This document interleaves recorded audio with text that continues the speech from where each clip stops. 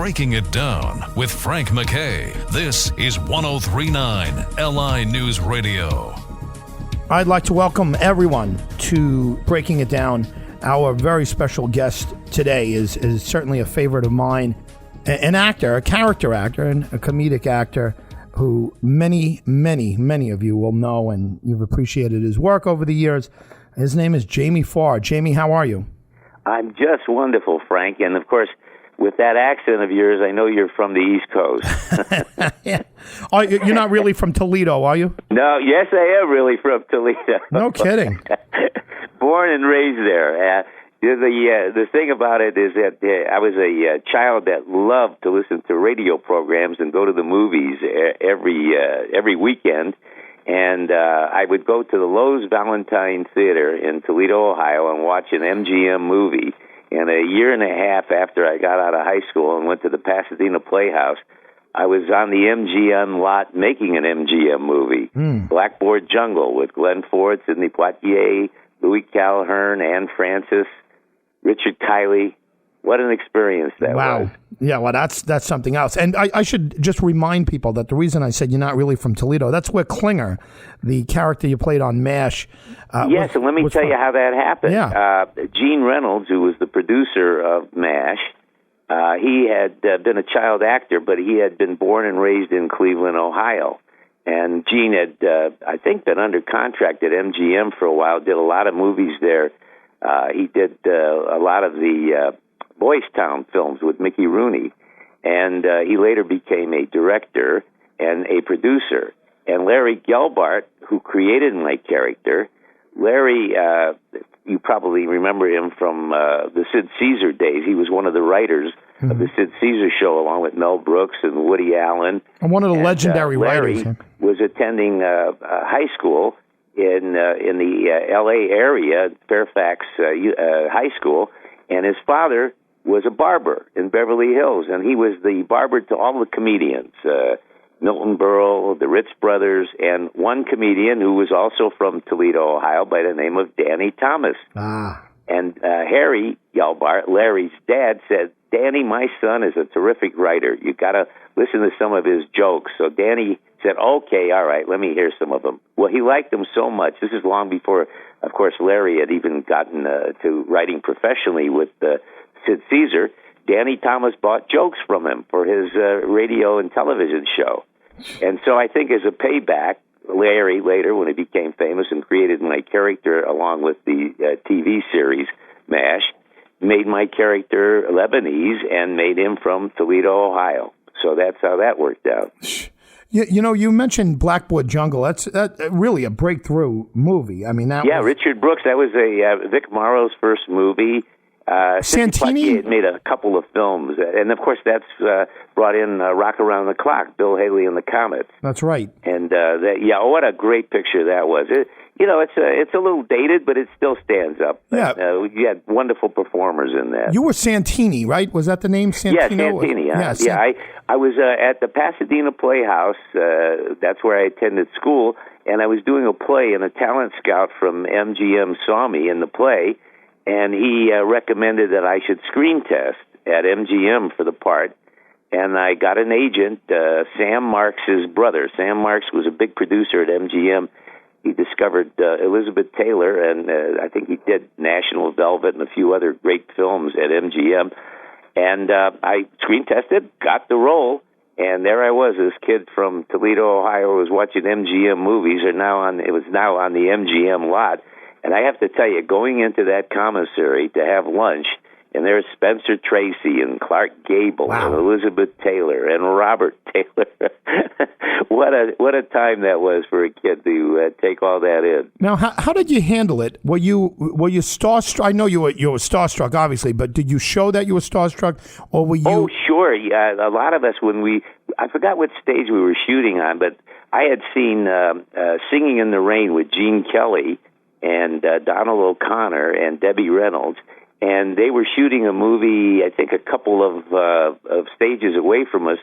I think it was a movie called It's Always Fair Weather with Dan Daly and Michael Kidd, and a bunch of us would run over to watch them shoot, and we weren't shooting our scenes. We'd go to all the different sound stages to see what they were doing. It was very exciting. Jamie Farr is our special guest today. If you're just tuning in, Jamie Farr is just a wonderful comedic actor, and those fans of MASH got to see him for, is it 11 years? Was it 11 seasons? Yes, it was 11 years. A lot longer than the war. 72 to 1983. Yeah, and I think it was February 28th, 1983, when the final episode aired. There were 200 million people in the United States at that time, and 125 million watched the last episode. Can you imagine? Wow. That is just, those are staggering numbers. That's a Super Bowl. That's bigger than a Super Bowl. Well, no, actually, we were the highest rated show in the history of television until the last couple of years. The last two Super Bowls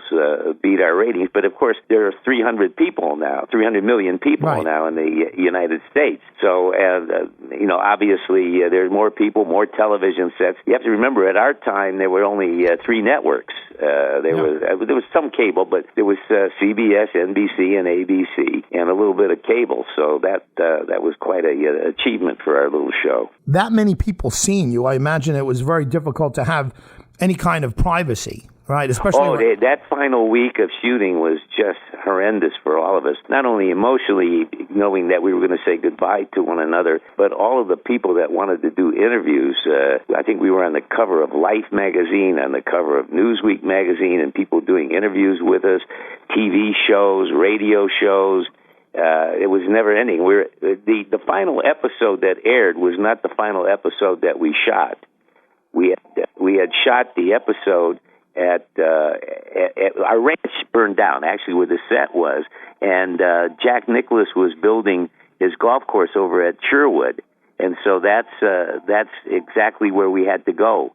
We built the set there, and where you see the golf tournament, Tiger Woods' golf tournament that he used to have, that was where we filmed the last episode. The final episode that we shot, where we had like 400 people that were on the set, news people, TV, radio, newspapers, magazines, and everything, was the episode where we buried the time capsule. Ah, right. And incidentally, we had a great idea. We thought, wouldn't that be fantastic if we took some of our memorabilia and buried it on the lot at 20th Century Fox, and then years later tell everybody about it. They said, what a great idea that is. We were going to replicate what we had done in the show where we buried the time capsule in the ground in Korea. So we tried to figure a place where would they not do damage, and we said, how about right next to the commissary?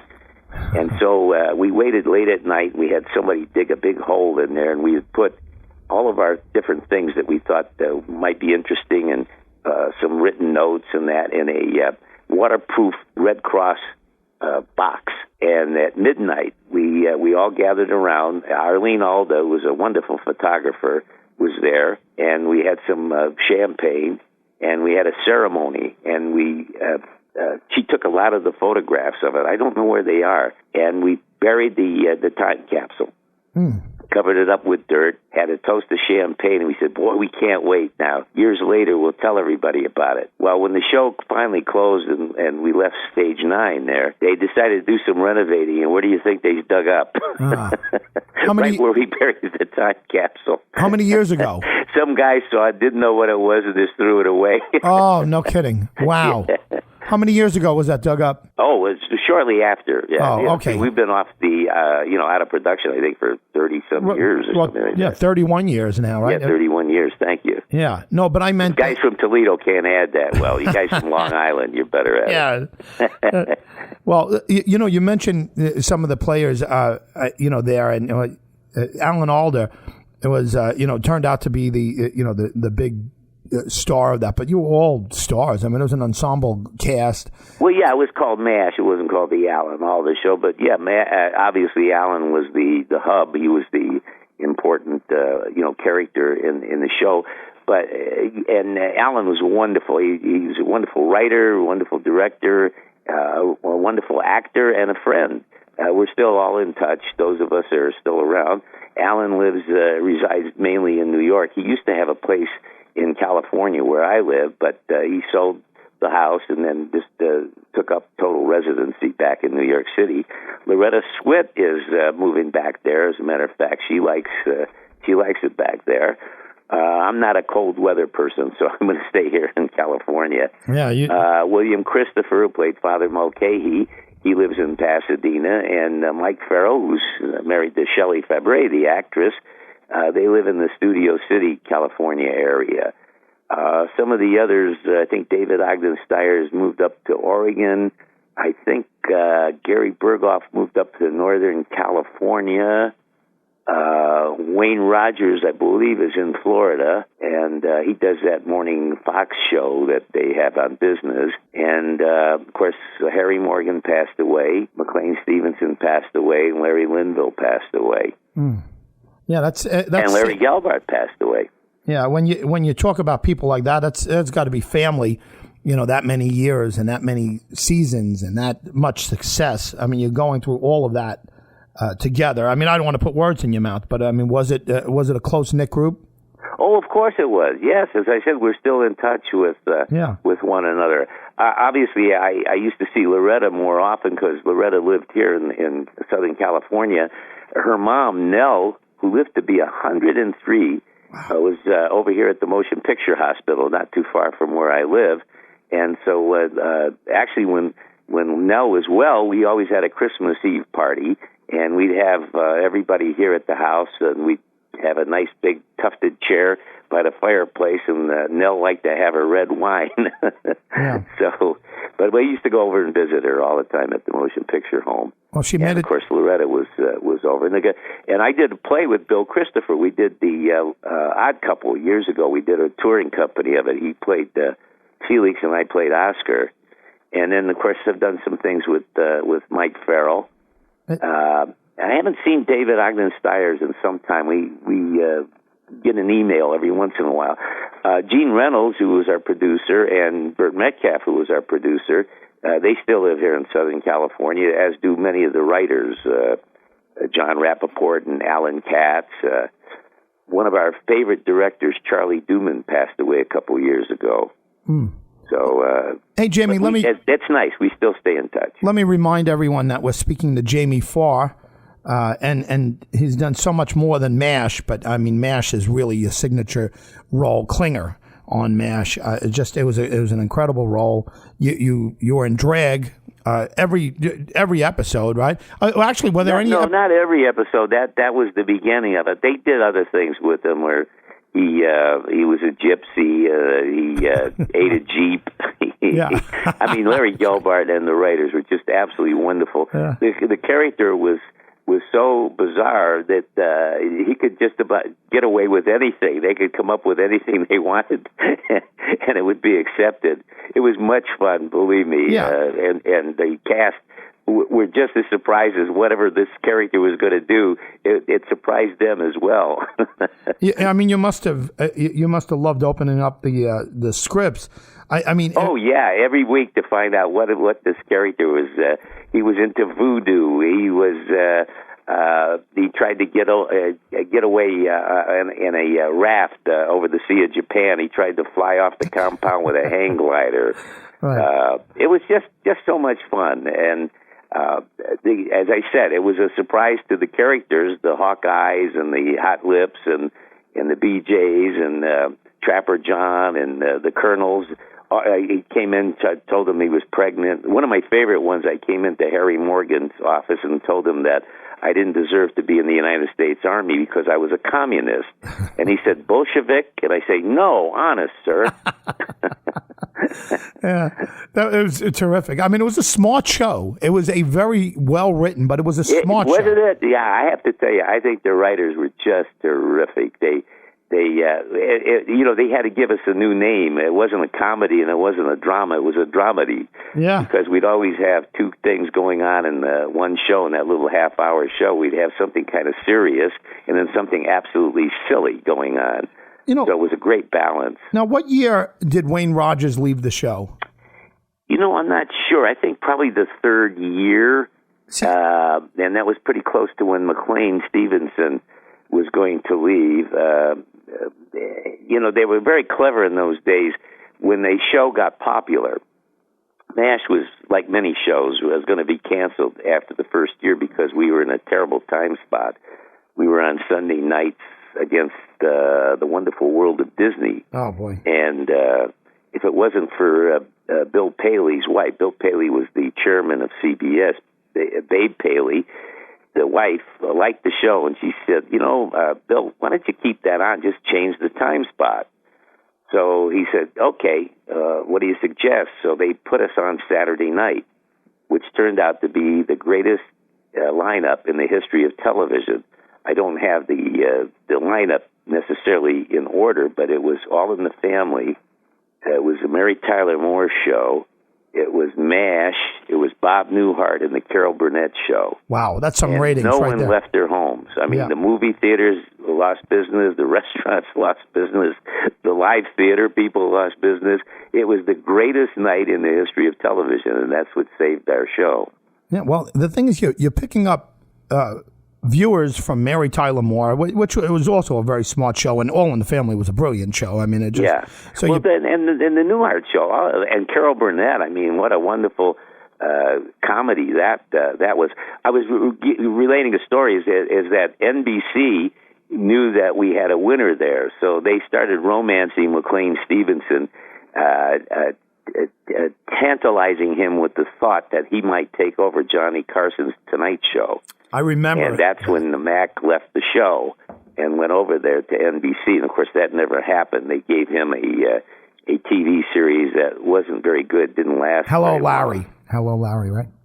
Was that it? Yeah, I think you're right. Yeah, but I remember the rumors that he was going to take over for Johnny Carson. Yeah, exactly. Well, they used to do that. They try to sabotage shows by taking major characters out of the program, and hopefully then they think the program would lose its ratings. But, Wayne Rogers left, McLean Stevenson left, and Larry Linville left, and the show got more popular. Yeah. Well, that's the thing. Have you ever spoken to, I'm sure you have after all these years, but spoken to Wayne Rogers, and has he, and if you can't say, I don't want you to tell tales out of school, but has he ever said, wow, what a horrible mistake I made leaving MASH? Well, actually, he didn't really make a mistake. He did a couple of TV series after that he owned it. He did the series that Walter Matthau starred in. It was a doctor. I forgot the name of it. Doctors. It was wonderful. House Calls. House Calls. Yeah, maybe House Calls, right? Yeah, and then he also did City of Angels, which was on for a couple of years. And Wayne was a graduate of Princeton, and he was actually a business major, and he was the business manager for the Smothers Brothers and for Peter Falk. And so he felt that what happened was that I guess it's supposed to have been the two of them that were the leads in the show, and they started to go a little heavy on Alan Alda's character of Hawkeye, and he became sort of a kind of a secondary character to Hawkeye's character, and he didn't appreciate that much, and he said, if you don't really need me, I'll just leave the show. So he apparently had not signed his contract and left the show. So Wayne was actually very successful in what he did. Well, it sounds like it, but still, and Wayne and Alan are still friends, and we all still friends with Wayne. Yeah, well, he was terrific in the role. I actually missed it when he left. I want to remind everyone who's just tuning in now that you're listening to a wonderful character actor and a wonderful actor, comedic actor, Jamie Farr. You don't mind the term character actor, right? I mean, No, you can't. When I was a kid, I loved movies. I told you I used to go to them. I knew all the character actors in the movies. To me, they were, practically all of the Warner Brothers stars, with the exception of Errol Flynn, were character actors. I mean, Humphrey Bogart, nobody ever considered him that handsome guy. Edward G. Robinson and James Cagney, Walter Brennan. They were considered character actors, but they were stars. Not at all. I love character actors.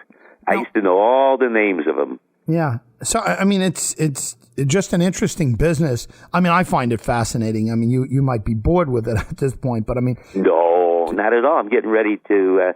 I started in theater, and I'm going back to theater, and I'm doing a show called The Last Romance, which I did in Hamilton, Ontario, Canada about a year and a half ago.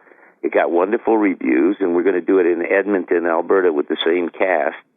I'll be leaving very shortly for it, and I'll be there for most of the summer. What is it called again? I have another show theater that I go to, and I've been playing many, many years in Kansas City, called the New Theater. And I'm going to be doing a show that's the longest-running show in the United States, Sheer Madness. It's been playing in Boston for 25 years, and I think it's at the Kennedy Center. So I'll be doing that. Do you get involved in Twitter or any of the social media? No, you know what? I'm not very good. I mean, I dabble in the computer a little bit, but Twitter and Facebook, they always say, "Will you join?" I accept, but I don't do Facebook or Twitter. I'm probably a member of them, and LinkedIn and all of that. I don't want to hurt somebody's feelings when they say, "Will you accept my invitation?" So I go, "I accept." Yeah, but I don't really use them. Yeah, no, I can. Yeah, it's certainly it's a new phenomenon. Really, if you think about it, you've been through your whole career without all of this stuff. It's it's worked out well for you without getting involved in this, and it. Yeah, well, I do. I mean, I have Netflix. I enjoy that. I like to watch a lot of the. I love the British shows, the British Fawlty comedies, Towers, and a lot of their mysteries that they have. Masterpiece Theater. I watch a lot of that. I've been watching the PBS Selfridge, Mr. Selfridge, the department store owner, and interesting. I did some research on him, and what a fascinating life he had. Man was actually died a pauper after all of his millions that he made in the business. He got involved with the Dolly sisters.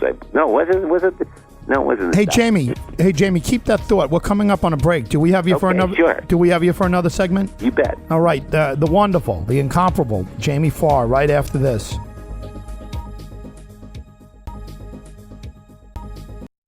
Breaking It Down with Frank MacKay. This is 103.9 LI News Radio. I'd like to welcome you all back to Breaking It Down. Our very special guest today is a wonderful comedic actor. He has been around for a young man, he's been around many, many years.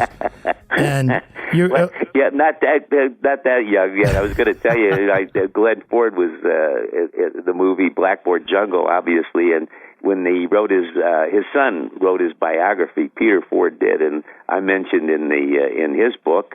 And William Holden had a book called Golden Boy, which was his first movie. Where he played a boxer. Columbia. And I'm in Bill Holden's book because I did his the first miniseries, which was The Blue Knight with Bill. All right, hold that thought. Let me just remind people we're speaking to Jamie Farr. We just came back from a break. I want everybody to remember that we're with Jamie Farr here, the wonderful actor. Many people know him from MASH. Let's talk about that for a second. Bill Holden.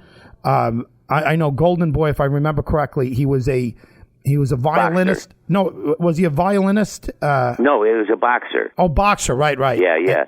You're thinking, I think of...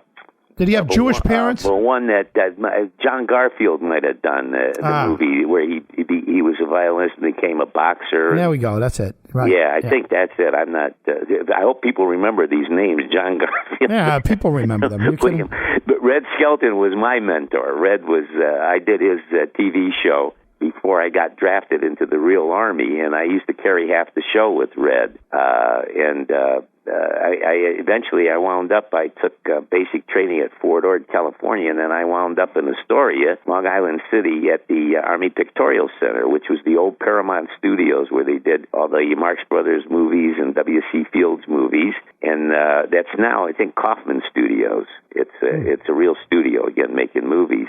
And then I got sent overseas, and so I was sent to Japan. I was with Armed Forces Radio in Japan, and then when Red Skelton's son Richard passed away, he requested me from the State Department. I got VIP status, and we went and entertained the troops all the way up to the 38th parallel, the demarcation zone, and went through MASH units. This is long before I even knew I was going to be on the TV series.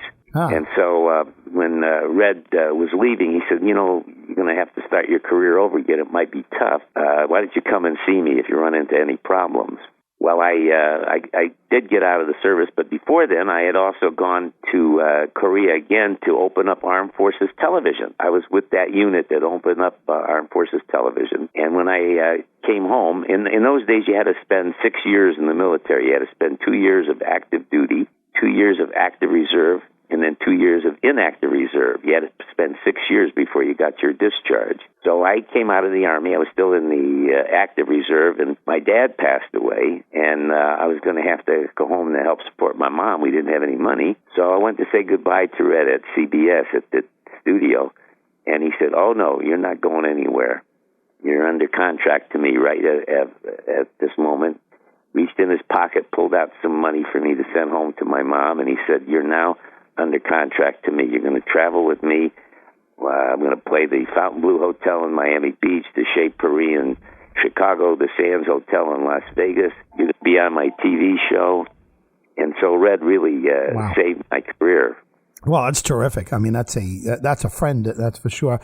Just a reminder, we're on with Jamie Farr, and again, we talked about the Blackboard Jungle. We talked about MASH. If you don't mind, Jamie, let's go back to Toledo. You're born in Toledo. You're raised in Toledo. What did you do in high school? Were you an athlete? Were you an actor? What did you do? You know, I was in the radio class. We used to have radio classes then, and I was on the school newspaper. And I was interested. I had never done any real theater work at all.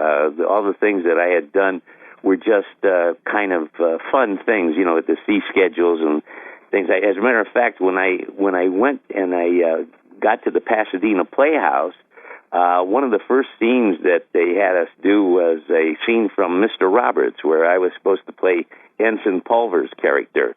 And I had never really done a play. I'd never really seen what a play looked like. And I was rehearsing with the other gentleman that was in the play. It was a scene that we had to do for our class, and I didn't think the dialogue was very funny. So when we're doing the scene, I decided to ad-lib. Well, they took me to the side. They said, "You can't do that as an actor, and you're doing a play. You have to do what the playwright wrote." So I really must have scared the heck out of the other actor. And I learned then that oh my gosh, I have to interpret what the writer is saying. I can't just make up things. Yeah. How old were you at that point? Let's see. I think I graduated from high school. I think I turned 18, so I went to the Pasadena Playhouse. I was 18, and when I got Blackboard Jungle, I think I was 20 years old when I got my first movie. How did you get that? Did you just audition? That's what I told you. When I was doing a play at the Pasadena Playhouse, a talent scout saw me, and I meant to tell you, the first agent I had was Burt Marks, Sam Marks' brother. Burt Marks had a lot of the actors at MGM, and my career was really taking off. I was starting to do really well in a lot of the shows. As I said, I eventually wound up, getting the Red Skelton show, and that's when I got drafted into the real Army. Yeah. And that interrupted my career. And then once I got back and I went with Red, I was with him for an entire year. And then I decided I better get out on my own because I didn't want to be a hanger-on. And I had a tough time getting back again. And thanks to Carl Reiner, who was doing the Dick Van Dyke Show, he interviewed me for Snappy Service, the deli guy that brings in the sandwiches. Yeah. And that helped get my career going again. Now, just a reminder, once again, Jamie Farr is our very special guest.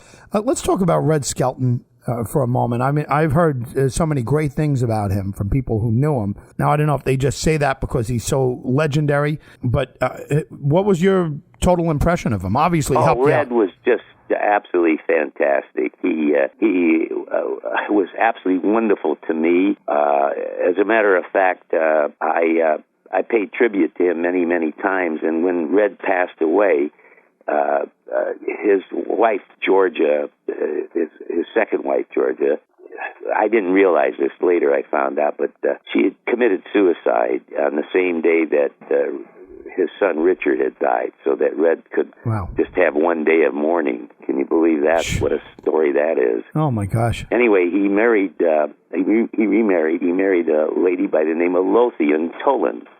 who was Greg Tolan's daughter. Greg Tolan was one of the greatest cinematographers in Hollywood. He had done Citizen Kane and a lot of other big movies.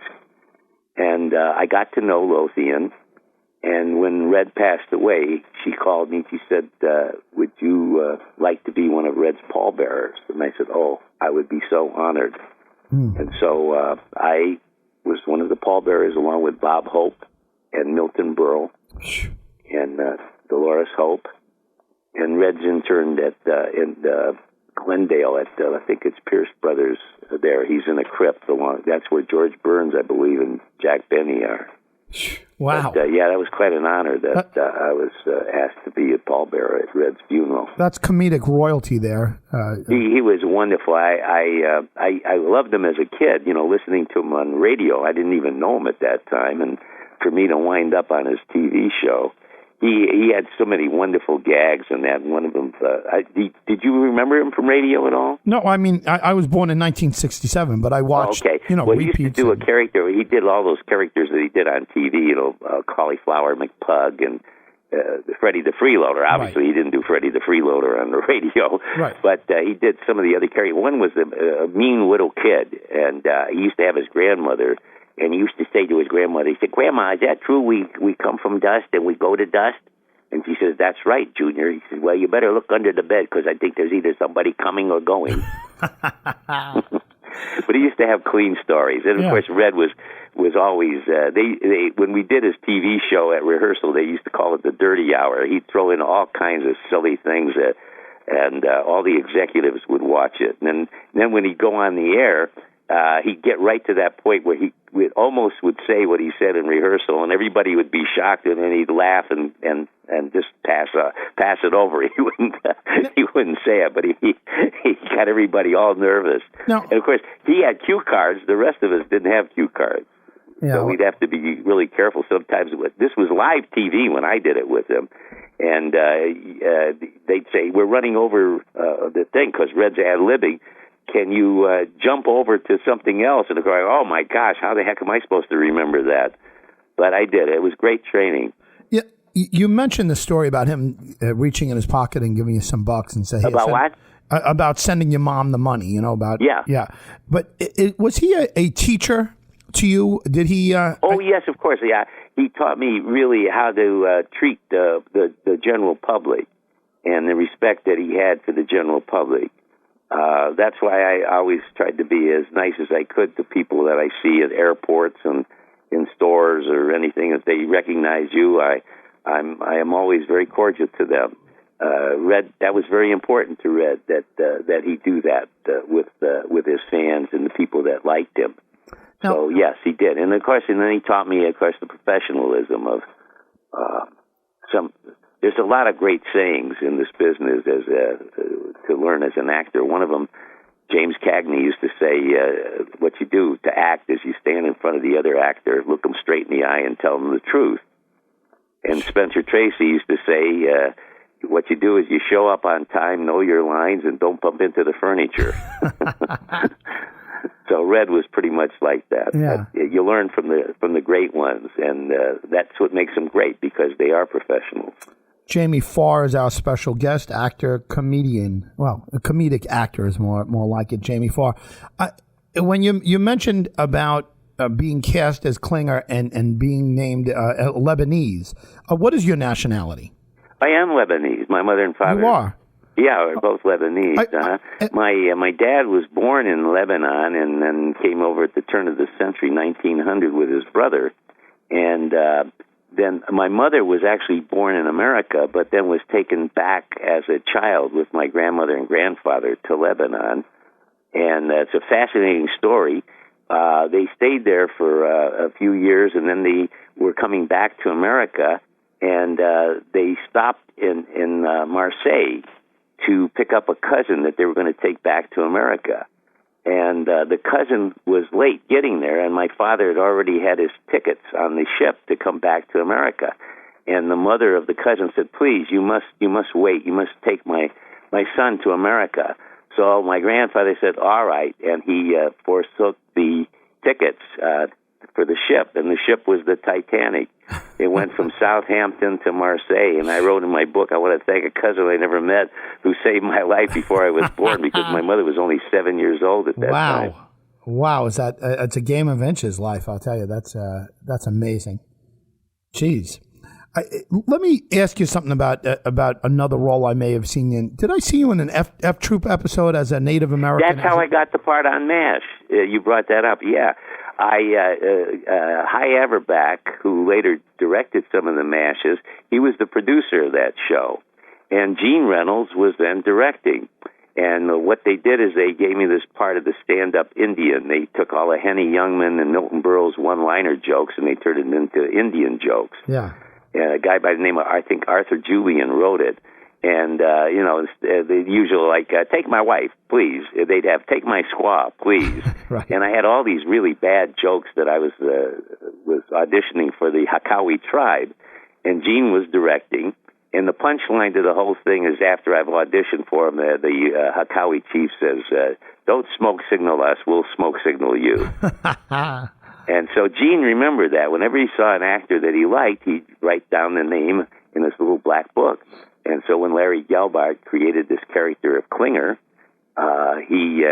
he said, there's only one guy that can play this and get away with it, and it's Jamie Farr. And Larry at that time didn't know who I was. And, of course, he hadn't put in the Toledo thing and the Lebanese thing or any of those other things in, because I'd only had 4 or 5 lines in the first episode that I came in to do. So did you not have to audition for it? No, actually, I didn't. I didn't even know I was going into.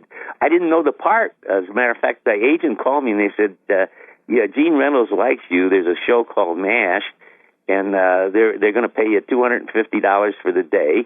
Go on down to the studio." And I said, "Well, what's the part?" They said, "They'll tell you when you get there." So I got there. They took me into this trailer just outside of Stage 9, and there was this Woman's Army Corps uniform standing, hanging up on the hanger there. And I thought I was dressing with an actress. They said, "No, that's yours. Put it on." So I said, "What kind of part is this?" Anyway, I put it on, and of course I had the hairy, bold legs, and they got the biggest kick out of that. They started laughing, and they took me on the sound stage, and everybody was falling on the floor, and that was the beginning. It's my saying, I came on for one day and stayed for 11 years. Yeah, wow. And when did it turn into a real gig where they, cut a contract? What was the first contract you got from MASH? That was the third year. The first year I came back, I think I did 6 shows, I think. And I was a day player. I'm not even sure. I mean, I didn't make much money. And then I think the second year I did half of the shows, and then the third year they put me under contract, and then I remained on it, of course, until the very last episode. Now, MASH came in after the residual situation was settled? Yes, we get residuals, yeah. There's a lot of people that didn't, for example. The Brady Bunch. Bunch. Like Bob Denver, Gilligan's Island. Right, that's one. They didn't get any residuals. Any of the I Love Lucy people. I don't remember the year that started. But when people talk about residuals, unless you make a special deal with the network or the producing studio, you only get a percentage of whatever the minimum salary is that year. For example, let's say an actor. I'm just using this as. Let's say an actor was getting $5,000 an episode for a show. Of course, they make that much more. They make that in a day today, sure, or right. in an hour. But let's say that they were making $5,000 and they get residuals. Unless they make a special deal where they're supposed to get a percentage of the $5,000, they only get a percentage of whatever the standard contract is for a series player. Let's say the standard contract would be $600. So they would only be getting a percentage of the $600 and not the $5,000.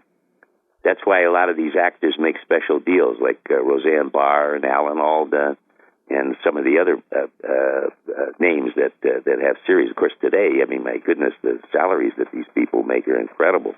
Now, let me ask you how, and I won't get too personal. And by the way, I should remind everyone that we've been speaking with and was continuing to speak to Jamie Farr. comedic actor, Jamie Farr. How were you with your money? Were you good with your money? Did you handle it well? I was very good. Red Skelton was like a father to me. And there was a comedian, the very first comedian. He was actually the first Texico comedian long before Milton Berle did it on television. His name was Ed Wynn, and he was known as the Perfect Fool. And Ed Wynn was like a father to Red Skelton. And I actually, when I did the movie The Greatest Story Ever Told, I was on that for 9 months. George Stevens directed that picture. And I got to meet Ed Wynn, and Ed and I became very, very dear friends. Of course, Ed was the father of Keenan Wynn, who was a big star at MGM Studios. And Ed did a lot of movies for the Disney family. And he said, Jamie, I want to give you a little piece of advice. I said, what's that, sir? He said, I have 3 words for you. Save your money. Very good. So I have done that very nicely. Yeah, well, that's terrific. I mean, that is very, very good advice when you get to, anything in entertainment or sports. You see so many of these kids. Yeah, you can't depend on this business. It's a fickle business, and everybody goes through it. As well as I do. Frank Sinatra ran into the problem. Marlon Brando ran into it before he got The Godfather. People didn't hire Marlon Brando before Sinatra was able to get Maggio, and From Here to Eternity, nobody hired him. Everybody goes through those spells. So you have to really protect yourself in this business. Now, all you guys from MASH that spent any significant time on MASH, I imagine, cash is not a big issue as long as you didn't blow it, right? All those guys did pretty well? Yes, I would think so. Uh-huh. That's a lot of years at top level. I mean, that was, by the time you got on, you have to understand something. We never made the salaries, that these people make today. My goodness, some of these shows, they're not even hit TV series, and they make, $100,000 an episode or something like that. We never made that kind of money. As I said, there were only 3 networks at that time, so you were lucky to be working on one of them. Today, with cable and all the other things that are going on, there's plenty of money out there. So these young people or older people that are fortunate enough to be working in television make much more money than any of us did. That's just I knew Willie Mays and Joe DiMaggio and a lot of the baseball players. Joe, before he passed away, I got to be good friends with him, and his best financial year with the Yankees was $100,000 a year. Mm. Now you figure it out. Some of these guys make $100,000 an inning, and at bat. Willie Mays said the same thing. Willie didn't make that kind of money, and the same thing with the actors. We never made that kind of money. It was always it was substantial, for the time, for the era, but nothing like they make today. We have about a minute left with Jamie Farr. And Jimmy, let me ask you, and not to get too heavy here, but is there anything left that you'd really would like to do as an actor? I would like to have another TV series, kind of thing that like John Mahoney did on Frasier, and maybe Jerry Stiller, who's an old friend of mine, that he did on King of Queens. Something like that. I'd like, come in, and I have some funny lines. I play somebody my age, make a nice salary, and stay home. Yeah, that's about it. I've played Broadway, I've done radio, I've done live television, I've done all the things. I've written, I've produced, I've directed. I've done many, many things in the business, and I'm still working. As I told you, I have these shows that I'm going to be doing. But there's one thing I wouldn't mind doing. One more, just have one more to say that I did a show, particularly at my age now. Well, and it's been an incredible career. Jamie Farr has been our incredible guest. Jamie, thank you very much for your time. My pleasure, Frank. It was fun talking to you, and it's really an honor that you're even interested and that an audience would be interested. And I enjoy sharing stories. I think you'll be surprised. I think a lot of people are going to enjoy your stories. Jamie Farr, thank you very much for being here. Okay, you stay well. And thank you all for tuning in. Our special guest has been the very special Jamie Farr, and we'll see you next time on Breaking It Down.